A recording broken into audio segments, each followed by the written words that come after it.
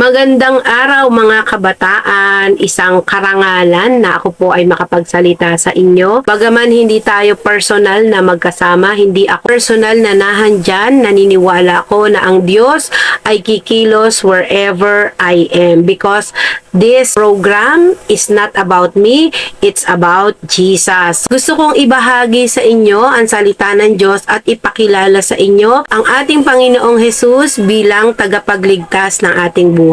Tayo po muna ay manalangin, yumuko tayo at ipikit po natin ang ating mga mata. Amang banal, sa pangalan ng Panginoong Jesus, kami po ay lumalapit sa iyo. Iluluwalhati at tinataas po ang iyong banal na pangalan. Ikaw, Panginoon, ang manguna sa bawat isa sa amin. Siyasatin mo po ang aming puso, ang aming isipan. Buksan mo po ito, Panginoon, na maging karapat dapat, Lord, ang aping paglapit sa iyo. Panginoong Jesus, naniniwala kami na ikaw ang mangunguna sa amin.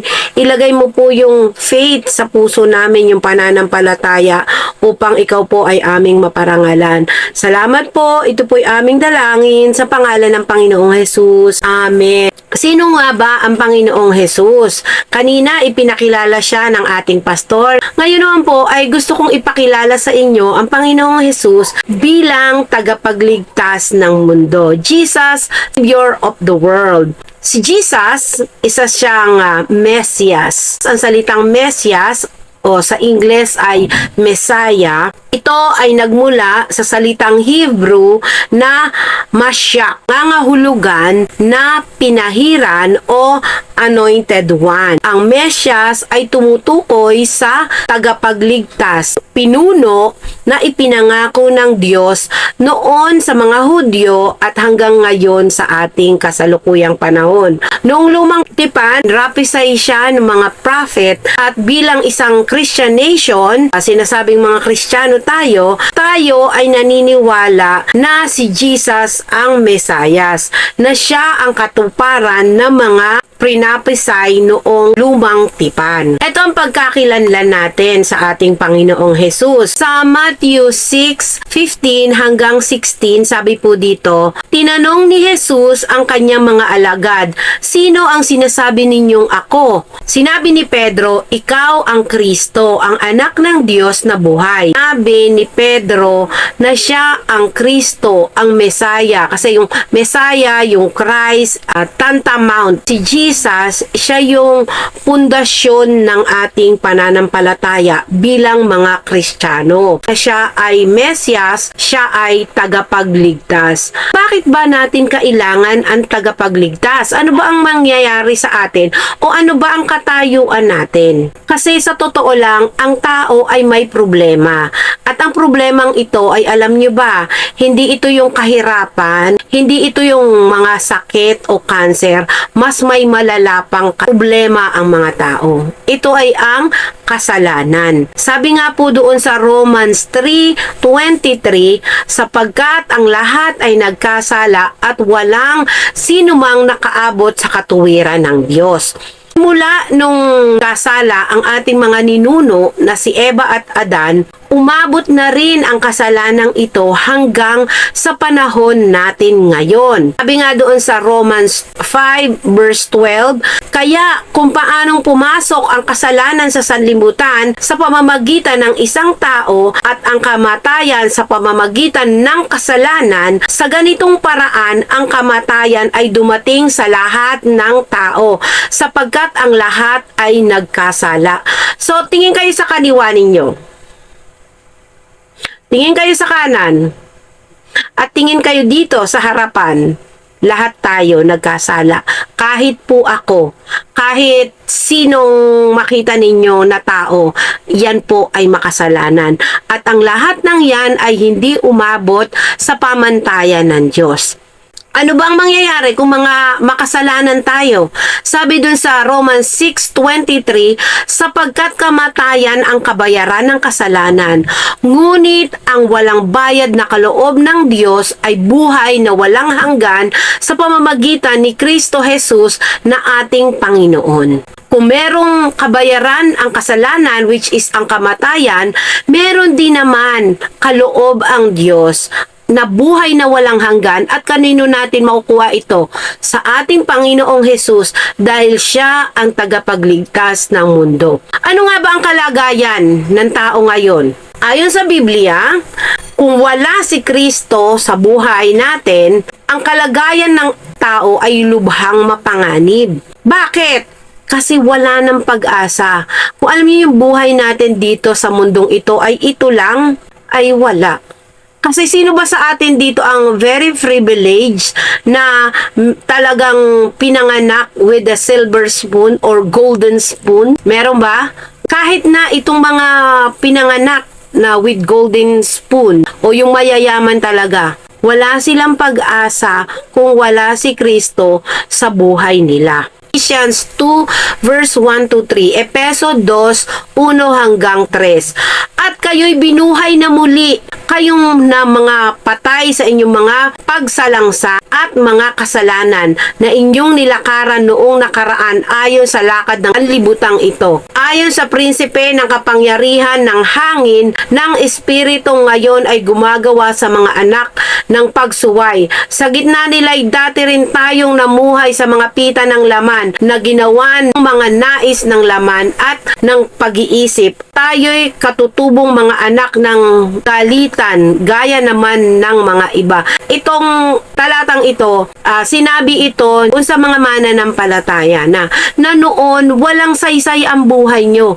Kayo ay mga patay. So kung wala si Kristo, tayo ay espiritual na patay dahil sa ating mga kasalanan at pagsalangsang. Ibig sabihin ng pagsalangsang ay yung pagkontra natin sa kagustuhan ng Panginoon sa buhay natin. Tayo ay namumuhay ayon sa pita ng laman at sa ilalim ng kapangyarihan ng kasalanan. Katulad nga ng binasa natin kanina sa Romans 3:23, sapagkat ang lahat ay nagkasala at hindi nakaabot sa kaluwalhatian ng Diyos. Lahat ng tao ay nagkasala at dahil dito, hindi tayo nakaabot sa kaluwalhatian ng Diyos. Walang sino man ang makakapagligtas sa kanyang sarili mula sa kaparusahan ng kasalanan. Tandaan natin ang Panginoong Hesus lang. Sa Roman 6 verse 23, nabasa natin to kanina, sapagkat ang kabayaran ng kasalanan ay kamatayan. Datapwat ang kaloob na walang bayad ng Diyos ay buhay na walang hanggan kay Kristo Hesus na Panginoon natin. Ang resulta ng kasalanan ay kamatayan. Tumutukoy hindi lamang sa pisikal na kamatayan, kundi pati na rin sa espiritual na kamatayan o yung walang hanggang pagkakahiwalay sa Diyos. Kung wala si Kristo, tayo ay patungo sa walang hanggang kamatayan sa apoy ng impyerno. Wala tayong magagawa para isave natin yung ating sarili, kundi sa pamamagitan lamang ng ating Panginoong Hesus. John 3:36, sabi dito, ang sumasampalataya sa anak ay may buhay na walang hanggan. Ang hindi sumasampalataya sa anak ay hindi makakakilala ng buhay, kundi ang puot ng Diyos ay mananatili sa kanya. Sino itong sinasabing anak dito? At kundi ang anak ng Diyos, sino? Ang ating Panginoong Hesus. Ang hindi sumasampalataya kay Jesus ay hindi makakakita ng walang hanggan o yung eternal life. At ang puot ng Diyos ay mananatili sa Kanya. So, ang ibig sabihin nito na kung wala si Kristo sa buhay ng tao, tayo ay nasa ilalim ng judgment ni Lord o yung hatol ng Panginoon. Nandun tayo sa wrath of God. Hindi yung daga, ha? Wrath, yung sumpa, hatol ng Diyos. Katulad nga sinasabi sa John 15:6, which is ito yung ating main theme sa araw na ito. Sinabi sa kanya ni Jesus, ako ang daan, ang katotohanan at ang buhay. Sino man ay di makakaparoon sa Ama kundi sa pamamagitan ko. Si Jesus na mismo ang nagsabi sa atin na walang makakapunta sa Ama, sa Diyos Ama, kung hindi sa pamamagitan niya. Siya ang daan. Hindi niya sinasabing I am one of the way. No. Jesus is the only way. He is the only truth. And He is life. Si Jesus ang tanging daan patungo sa Ama. Kung wala si Kristo, walang paraan para makapunta sa Diyos at makamtan ang kaligtasan. Only Jesus. Kung wala si Kristo, ang tao ay espiritual na patay. hiwalay sa Diyos, nasa ilalim ng kaparusahan ng kasalanan at walang pag-asa para sa buhay na walang hanggan. Si Kristo lamang ang tanging daan patungo sa kaligtasan at buhay na walang hanggan. So ano ba yung mga misyon ni Jesus dito sa lupa? Ang kanyang layunin na iligtas ang sangkatauhan at ibalik ang relasyon ng tao sa Diyos. So narito yung mga pangunahing ang misyon ni Jesus. Una, iligtas ang makasalanan. Sa Lucas 19:10, sapagkat naparito ang anak ng tao upang hanapin at iligtas ang nawawala. Misyon ng ating Panginoong Hesus, maging tagapagligtas ng makasalanan. At sino yung mga makasalanan? Ikaw, siya, at ako. Sabi sa Mateo 1:21, ito yung ipinahayag na nung anghel kay Joseph, yung pagkapanganak ni Jesus. Sabi dito, at manganganak siya ng isang anak na lalaki, tatawagin mo ang kanyang pangalan na Jesus, sapagkat ililigtas niya ang kanyang bayan sa kanilang mga kasalanan. Ang pangunahing layunin ng pagdating ni Jesus ay hanapin at iligtas ang mga nawawala at mga nagkasala, at bibigyan sila ng kapatawaran sa kanilang mga kasalanan, sa ating mga kasalanan. Pangalawa, ibigay ang buhay na walang hanggan. John 3:16, Juan 3:16, sapagkat gayon na lamang ang pag-ibig ng Diyos sa sanlibutan na ibinigay niya ang kanyang bugtong na anak upang sino man sa kanya'y sumampalataya ay huwag mapahamak, kundi magkaroon ng buhay na walang hanggan. Ipinapakita ng Diyos ang kanyang pag-ibig sa pamamagitan ng pagpapadala kay Jesus upang ang sino man na sumampalataya sa kanya ay magkaroon ng buhay na walang hanggan. Pangatlo, maging alay para sa ating mga kasalanan. God is a loving God, and yet He is just God. He is God of justice. So kung may kasalanan nangyari, dapat meron itong kabayaran. At ang tanging kabayaran naging qualified lang sa Father God is only Jesus. He is the perfect Lamb of God. Old Testament, nag-aalay sila ng mga perfect na mga hayop para yung kabayaran ng kasalanan nila ng mga unang tao.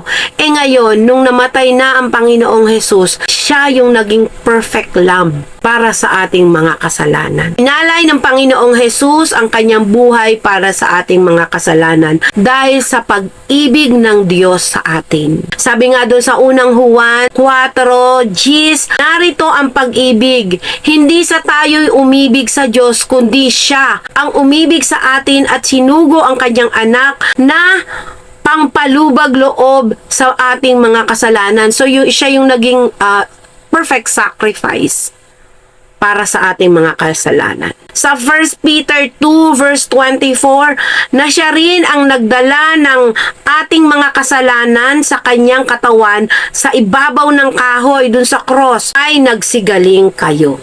Di ba? Ang ating Panginoong Hesus ang gumawa ng paraan para bayaran ang ating mga kasalanan. Si Hesus ang naging handog upang tayo na mga patay na sa mga kasalanan ay mabuhay sa katwiran na dahil sa kanyang mga sugat para sa ating mga kasalanan sa pamamagitan ng kanyang sakripisyo. Tayo ay pinatawad at pinalaya mula sa kaparusahan ng kasalanan. Pang-apat na misyon ng ating Panginoon, ituro ang daan patungo sa Diyos. Sa John 14:6, tulad ng binasa natin kanina, sinabi sa kanila ni Jesus, ako ang daan, ang katotohanan at ang buhay. Sino man ay di makakaparoon sa Ama kundi sa pamamagitan ko. Si Jesus ang tanging daan patungo sa Diyos. Ang kanyang mga turo, halimbawa, ay gabay natin sa tamang pamumuhay at sa pagkakaroon ng ugnayan sa Diyos, o yung magkakaroon tayo ng relationship sa ating Panginoon. Panglima, pahayag ang kaharian ng Diyos. Matthew 4:17, mula noon ay nagsimulang mangaral si Jesus at nagsabi, magsisi kayo sapagkat malapit na ang kaharian ng langit. Si Jesus ay dumating upang ipahayag ang pagdating ng kaharian ng Diyos at anyayahan ang mga tao na magsisi at sumampalataya sa Kanya.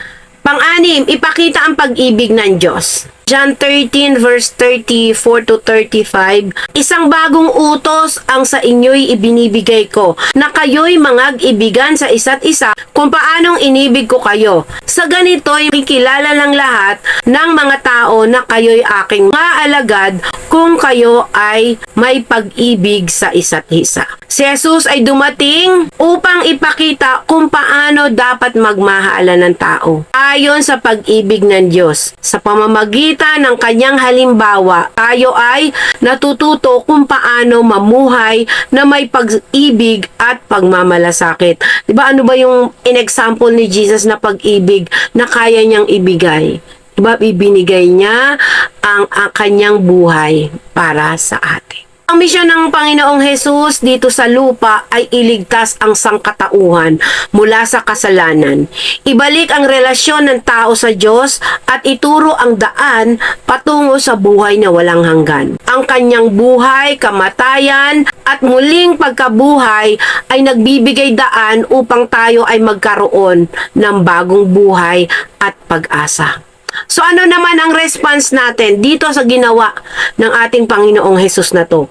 Jesus bilang ating personal na tagapagligtas.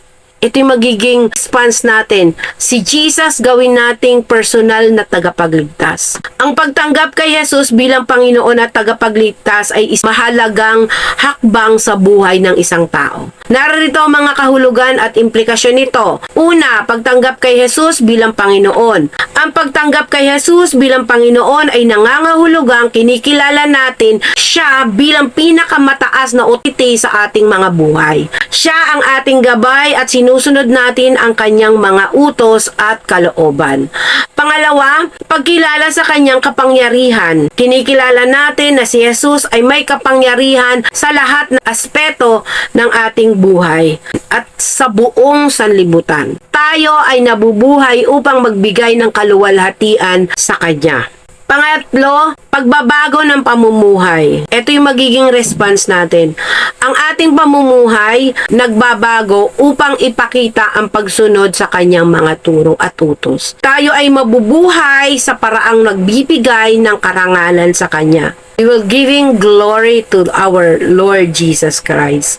Tanggap sa Kanya bilang tagapagligtas. Kanina bilang Panginoon, ngayon naman bilang tagapagligtas. Nananampalataya tayo sa Kanyang mga sakripisyong ginawa. Kinikilala natin na si Jesus ang nag-alay ng Kanyang buhay upang tayo ay maligtas mula sa ating mga kasalanan. Naniniwala tayo sa Kanyang kamatayan at muling pagkabuhay bilang tanging daan tungo sa kaligtasan. Meron tayong pag-asa sa Kanyang biyaya. Tinanggap natin na ang kaligtasan ay hindi dahil sa sarili nating gawa, hindi na dahil sa sarili nating gawa, kundi dahil sa biyaya at awa ng Diyos. Because of His grace and mercy sa pamamagitan ng ating Panginoong Hesus.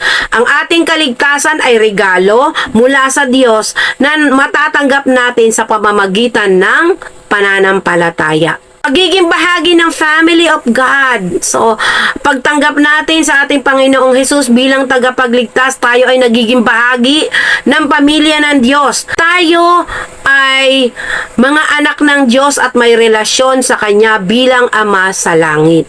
So, hindi lahat ng tao, anak ng Diyos. Those who believe in Jesus. John 1:12, for those who believe in Jesus, He has given ang karapatan para maging anak ng Diyos. Hindi lahat anak ng Diyos, kung sino lang ang tatanggap sa ating Panginoong Hesus. Ang atlong response natin, pananampalataya at pagsisisi. Romans 10 verse 9 to 10, sapagkat kung ipapahayag ng iyong bibig si Jesus ay Panginoon at sumampalataya ka sa iyong puso na siya ay binuhay na maguli ng Diyos sa mga patay, ay maliligtas ka. Sapagkat ang tao'y nanampalataya sa puso, sa ikatutuwid at nagpapahayag ng bibig sa ikaliligtas. So we have to confess that Jesus is our Lord. Ang pananampalataya kay Jesus bilang Panginoon at tagapagligtas ay nangangahulugang tunay na naniniwala tayo sa Kanya at sinusunod natin siya. Ang pagsisisi sa ating mga kasalanan ay pagtanggap sa kanyang kapatawaran ay mahalagang bahagi ng prosesong ito.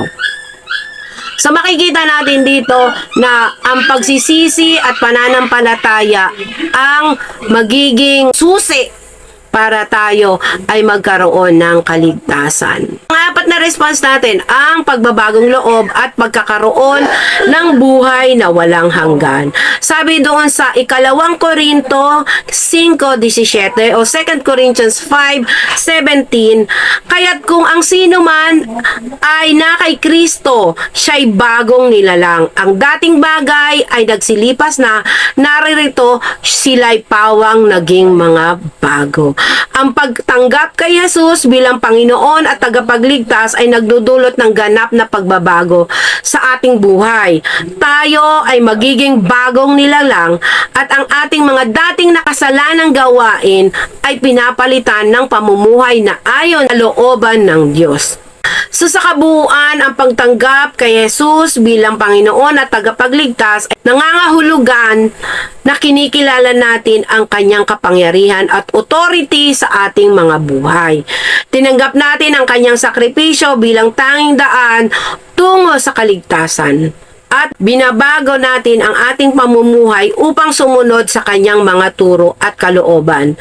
Ito ay magdudulot ng bagong buhay at pagkakaroon ng mas malalim na relasyon sa Diyos. So ngayon, mga kabataan, challenge ko kayo that you have to accept Jesus as your Lord and Savior to escape the wrath of God, upang matakasan natin ang pupuyos na galit ng ating Ama sa langit dahil sa mga kasalanan na ito. Kung naintindihan nyo yung ating mga tinalakay kanina, alam ko na dyan sa puso nyo ay ready na kayo na tanggapin ang Panginoong Jesus bilang tagapagligtas, Panginoon ng iyong buhay. Dahil ito ang pangunahing mission ng ating Panginoong Jesus, to know you and to save you, because Jesus is the Savior of the world. Tayo po ay manalangin. Salamat, O Diyos, sa mga kabataang ito. Salamat, Panginoon, na sa kanilang pakikinig ng mga salita sa araw na ito ay ipapakita mo, O Diyos, ang iyong kalooban. Ipapakita mo, Panginoon, na ikaw ay tagapagligtas namin at meron kaming buhay na walang hanggan na hinaharap kung ikaw ay i-accept namin bilang Lord and Savior sa aming buhay. Salamat po, Panginoon. Itinataas ko po sa iyo, Panginoon, ang mga batang ito. Manguna ka po sa kanila. Maraming salamat po. Ito po ay aming dalangin sa pangalan ng Panginoong Jesus. Amen. So, sa mga ate at kuya, mag-group sa inyo ang aking tanong. Ito ang aking tanong sa mga kabataan. Ready na ba kayo i-accept si Jesus as your Lord and Savior? So, kakausapin kayo ng ating mga ate at kuya, and I hope na ang response ninyo ay yes. And see you tomorrow, because tomorrow is Sunday and hopefully may bago tayong relationship sa Lord at sisimulan natin ang buhay natin sa pananampalataya sa pag-attend ng Sunday service. God bless mga kabataan. Hope to see you.